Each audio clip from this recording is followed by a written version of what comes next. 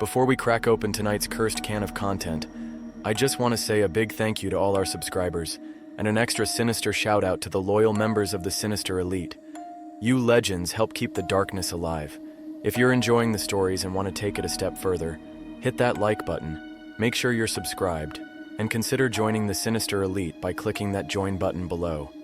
Members get access to creepy custom emojis and exclusive Sinister Elite badges that level up the longer you survive with us.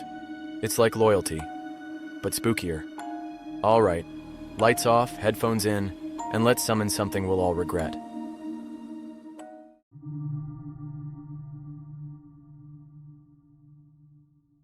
Look, I know people say fast food is an easy job.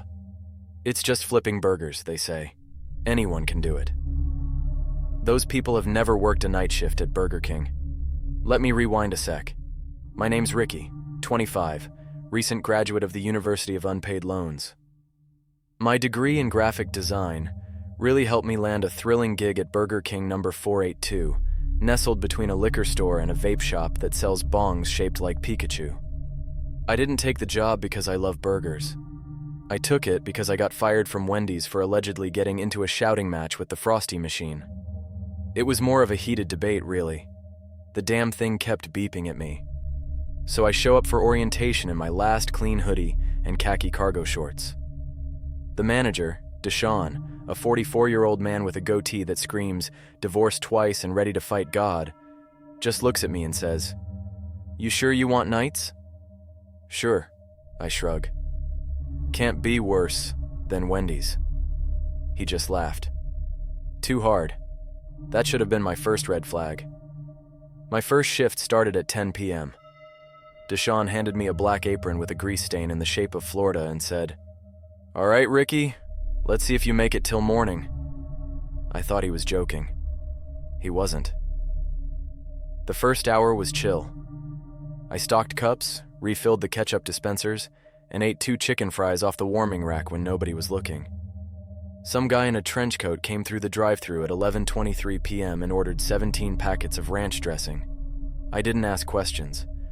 I've learned that the less you know about the night crowd, the better. Then came midnight. I'm alone in the back, restocking the freezer, when I hear a voice through the headset. "Welcome to Burger King. What's your emergency?" I wasn't touching the headset. In fact, it was off. I paused, looked around, figured maybe it was a glitch. Glitches happen. Ice cream machines break all the time.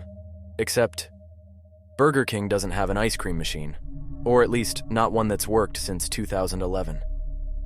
I shake it off and walk up to the counter. The lobby's supposed to be closed, but the doors are open. A cold breeze hits my ankles. Standing in the doorway is the king. You know the mascot. Creepy smile, unmoving plastic face, velvet cape that looks like it smells like sadness and old fries. Except this one was too real, like his head didn't bobble. His eyes were shiny. I could hear his footsteps when he moved. He glided across the tile floor and approached the counter like he owned the place. Without a word, he set something down in front of me, a cardboard crown. The standard one you give to kids, except this one had grease stains and a tiny red smear on one of the points. Ketchup? Hopefully. I just stood there, half expecting Ashton Kutcher to pop out and tell me I was on Punk'd, but then I heard Deshaun's voice from behind me. "You didn't give him the list?" I turned. Deshaun looked scared, sweating like he just sprinted through the fryer oil. What list?" I asked. The king stepped back. His head turned toward Deshaun, then slowly back to me. "Ricky," Deshaun said, his voice cracking. "Take your break! Now go out to your car. When you come back, I'll give you the rules. You gotta follow them. Got it?" I nodded, grabbed the crown, and bolted outside like someone lit a whopper under my ass. In the safety of my Toyota Corolla, I lit a joint and tried to process what just happened. The king, the crown, the voice in the headset. Deshaun looking like he saw a ghost made of cholesterol. I stared down at the cardboard crown sitting in my lap. It was warm. I tossed it in the back seat. Then I noticed something in the rearview mirror. The king, standing in the lobby, watching me. He didn't move. didn't wave. Just stood there behind the glass with that frozen grin, the lobby lights flickering around him like a haunted rave. I turned the key, locked the doors, and whispered to myself, I really should have just gone to Arby's. I came back inside smelling like weed, paranoia, and off-brand body spray. The king was gone. So was the warmth in the building. I swear it dropped 10 degrees since I stepped out. The fryer hissed like it was whispering secrets. The soda machine was making a low gurgling sound like it was choking on something that wasn't soda. Deshaun was sitting in the manager's office, hunched over like a man writing his last will on a napkin. When I walked in, he didn't look up. He just slid a grease-stained paper across the desk toward me like it was radioactive. "Read it," he said. Out loud. I glanced down. The title was scrawled in all caps, Rules for Surviving the Night Shift. Lock the freezer door at 12:15 a.m. Not a second later. If it knocks, do not answer. That's not inventory. When you clean the shake machine, wear gloves and earplugs. It tries to scream. Don't listen. If the king hands you the cardboard crown, you must wear it. Do not remove it until your shift ends. He gets upset. Ignore any customer who orders a ghost whopper and has no shadow. Punch in order 666 and hand them the empty bag from under the register. Do not make eye contact. At exactly 3:14 a.m., the drive-thru speaker will whisper your name. Do not respond. If it says someone else's name, unplug the headset and hide. I laughed. More like nervous breakdown chuckle. Is this a joke? Deshaun finally looked up and this man's eyes had seen things. He leaned in close and whispered, You think I like being manager? I was a line cook at Chili's. Chili's, Ricky. Then I took this job. Now I got 3 toes that move on their own, and my son draws pictures of the king standing in our hallway. The paper crinkled in my shaking hands. And the crown thing? He nodded slowly. It's how he marks you, like a do not eat label. You wear it, you're safe. Take it off, and you become a meal deal. I decided then and there that I was going to wear that dumbass crown like I was royalty. At 1 a.m., I was alone again. Deshaun said he had to check on something in the crawl space. I didn't ask questions. So there I was, standing at the fryer with a crown on my head, flipping patties while watching a rat drag an onion ring across the floor like it owed him money. Real king shit. Then came the first weird customer. Lobby was locked, but this lady just appeared, standing at the front, pale skin, black hoodie, no shoes, no car in the lot, just there.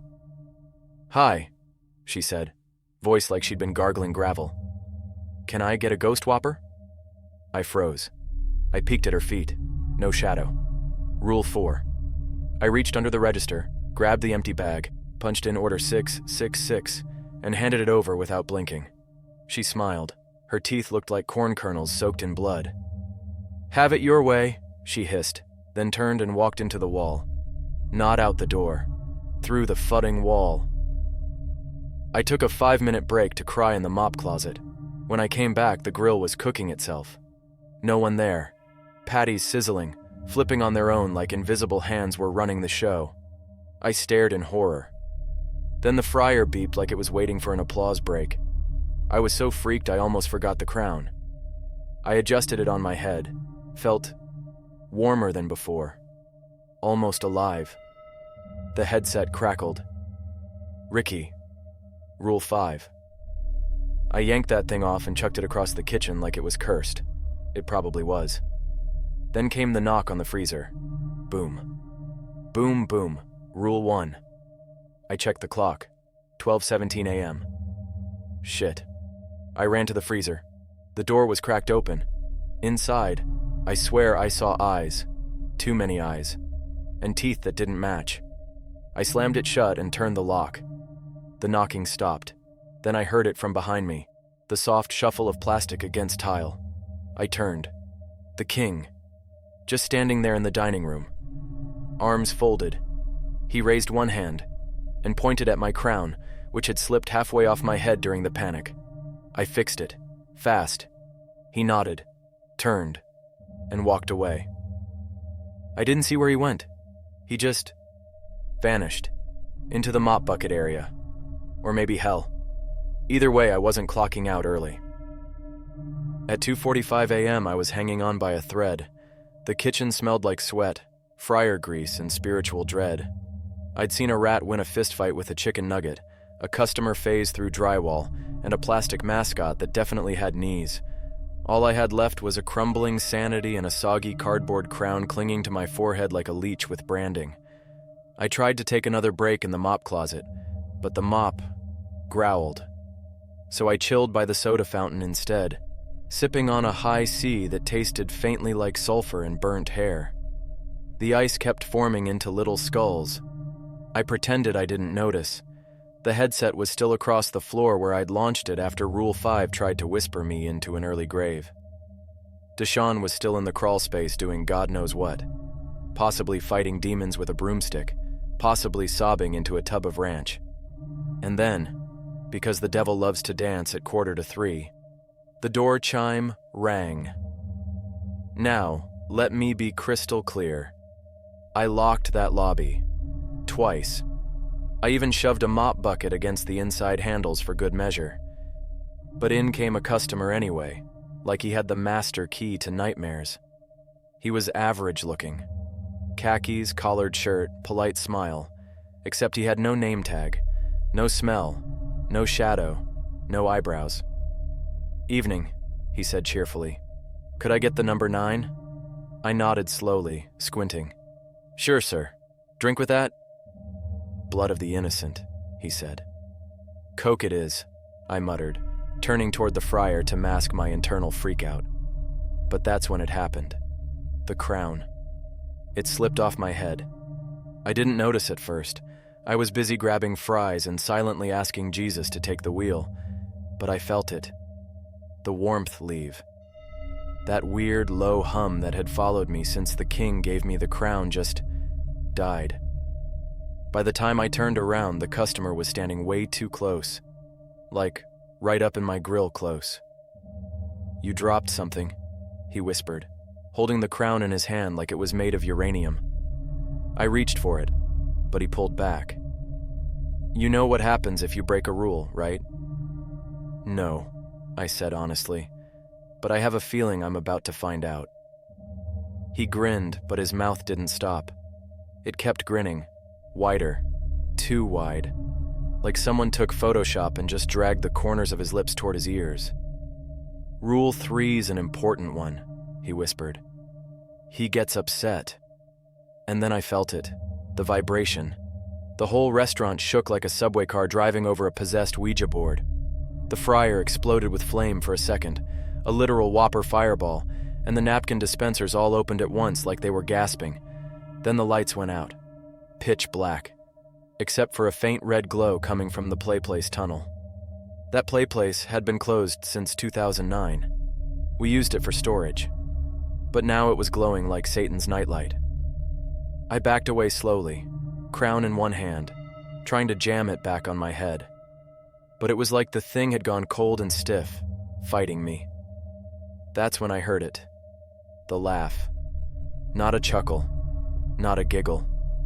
That deep plasticky wheeze that only one being on Earth, or below it, can make. The king.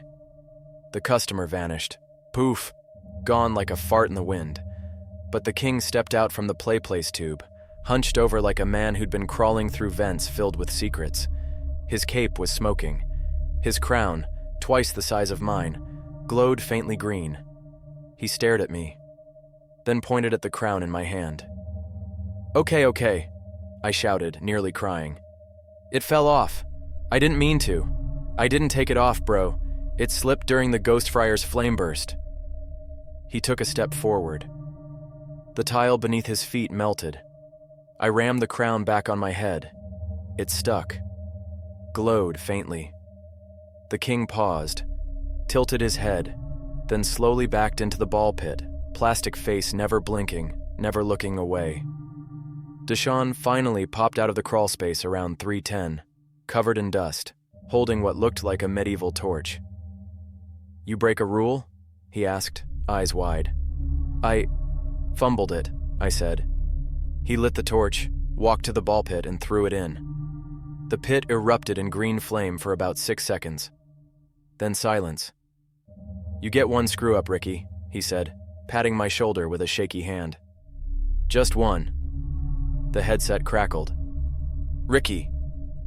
3:14 a.m. I dove into the walk-in cooler and didn't come out until sunrise. The sun came up like it owed me an apology. I crawled out of the walk-in cooler at 6:02 a.m., frostbitten, sleep-deprived, and emotionally scarred. The crown was still on my head, soggy and bent like a survivor of war. My apron smelled like desperation and fryer oil. Deshawn was at the register counting coins like nothing happened, like we hadn't just fought the devil's mascot in a haunted jungle gym. "You held up better than most," he said, sipping coffee out of a Burger Queen mug. "Didn't wet yourself? That's usually step one." "Thanks, I guess," I mumbled, peeling the crown off and setting it on the counter like it was made of plutonium. "You said I get one screw-up. What happens after that?" Deshawn looked at me for a long second. Then he said, "Come with me." We walked past the fryers, past the walk-in, past the mop closet that still growled at me. He opened a back room I hadn't noticed before. The door was labeled Training Video Vault, in letters so faded they looked like scars. Inside was a single VHS player, an old CRT TV on a rolling cart, and a shelf full of tapes, all labeled with names. Jerome, 2004. Tina, 2012. Miguel, 2019. Ricky, 2023. Wait, what the hell? He popped mine in before I could stop him. Static. Then, a training video, but not the kind corporate HR would ever approve.